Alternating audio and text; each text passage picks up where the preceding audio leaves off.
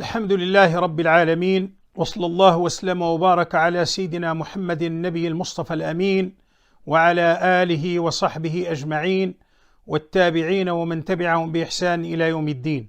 أما بعد، فمعشر الإخوة والأخوات ومعشر المتابعين والمتابعات، أحييكم تحية طيبة مباركة. السلام عليكم ورحمة الله وبركاته. نلتقي عبر هذه القناة، قناة مؤمن تي في.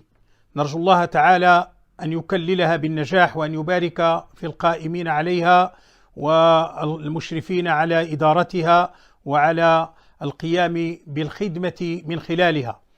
بادئ ذي بدء أهنئكم بحلول شهر رمضان المبارك الذي هو شهر الصيام والقيام، وهو الشهر المفضل المعظم عند الله رب العالمين، وسبب تعظيمه أن الله اختاره لإنزال القرآن الكريم فيه، فقال عز من قائل: شهر رمضان الذي أنزل فيه القرآن هدى للناس وبينات من الهدى والفرقان، فمن شهد منكم الشهر فليصمه، ومن كان مريضا أو على سفر فعدة من أيام أخر، يريد الله بكم اليسر ولا يريد بكم العسر، ولتكملوا العدة ولتكبروا الله على ما هداكم ولعلكم تشكرون.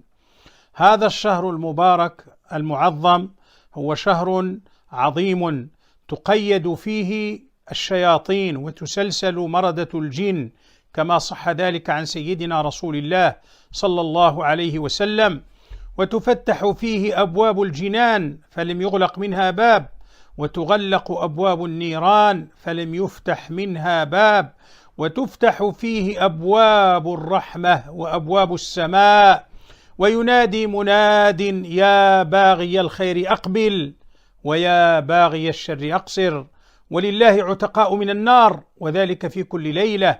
هذا النداء الذي ينادي به مناد من قبل الله عز وجل: يا باغي الخير، يا من يريد الخير ويحرص على الخير، أقبل، هلم وبادر وسارع، هذا أوانه وهذا وقته، وهذه نفحات ربانية فاغتنمها، وحاول أن تعمرها بما ينفعك وبما يفيدك وبما يعود عليك بالخير العميم في الدنيا والآخرة، على حياتك وعلى صحتك وعلى مصيرك ومآلك وعلى وقوفك بين يدي ربك. فأقبل على الطاعات وأقبل على القربات وبادر إلى الإكثار من الحسنات.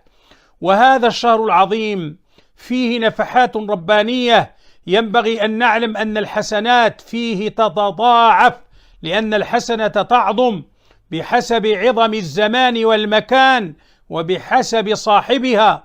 فحسنة النبي صلى الله عليه وسلم ليست كحسنة أي واحد من الناس، والحسنة مثلا في الحرم الشريف مكة أو المدينة ليست كالحسنة في أي بلدان أخرى، والحسنة في المسجد ليست كالحسنة في خارج المسجد، وكذلك بالنسبة للزمان.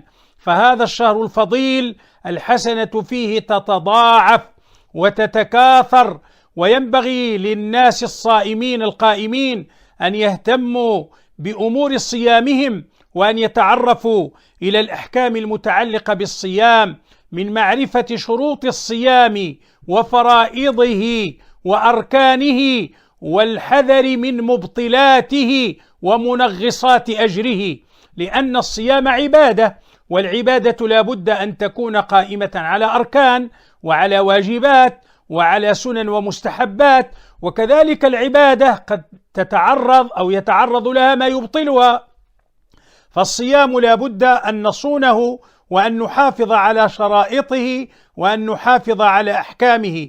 ومن بين الأمور التي يمكن أن أؤكد عليها في بداية الشهر العظيم أننا لا نغفل عن النية، لأن النبي صلى الله عليه وسلم قال: إنما الأعمال بالنيات وإنما لكل امرئ ما نوى. والنية طبعا لها وجهان: وجه فقهي وهو التفريق بين العبادات وبين أنواعها وكذلك بين أحكامها. فالصيام عبادة، لكن هذه العبادة التي ستصومها وتقوم بها هل هي عبادة مفروضة أم عبادة مندوبة مستحبة؟ فرمضان عبادة، صيامه عبادة مفروضة. قال تعالى: يا أيها الذين آمنوا كتب عليكم الصيام كما كتب على الذين من قبلكم، وهو ركن من أركان الإسلام وفريضة من فرائض الدين.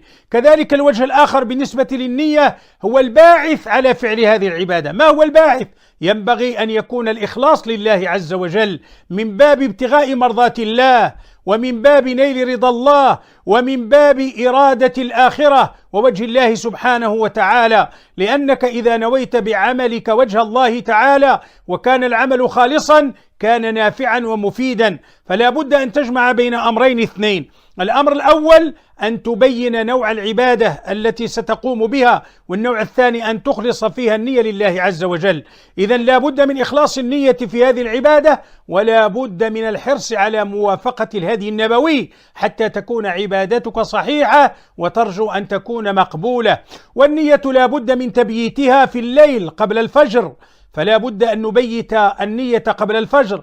وبالنسبة للسادة المالكية الصيام الذي يجب فيه التتابع يمكن أن يكتفي الصائم بنية واحدة في أول الشهر، لأن التتابع واجب، ولكن يستحب ويستحسن أن تجدد النية في كل ليلة. وهناك بعض المذاهب يفرضونها ويفرضون تجديدها في كل ليلة، لذلك الإنسان يجمع بين الأمرين، فينوي في بداية رمضان أنه سيصوم رمضان كاملا ويجدد هذه النية في كل ليلة. وكلما استعدت للسحور وللقيام قبل الفجر وأنت تريد الصيام فهذا دليل على النية، لأن النية محلها القلب، ولا ليس من الضروري أن تتلفظ بها، بل التلفظ بها غير مشروع، إنما محلها القلب. والله تعالى لا ينظر إلى صوركم ولا إلى أموالكم، ولكن ينظر إلى قلوبكم وأعمالكم. ونرجو الله تعالى أن يتقبل منكم الصيام والقيام، وأن يبارك فيكم، وأن يرفع عن عبادي هذا البلاء، إن ربنا سميع مجيب. والسلام عليكم ورحمة الله وبركاته.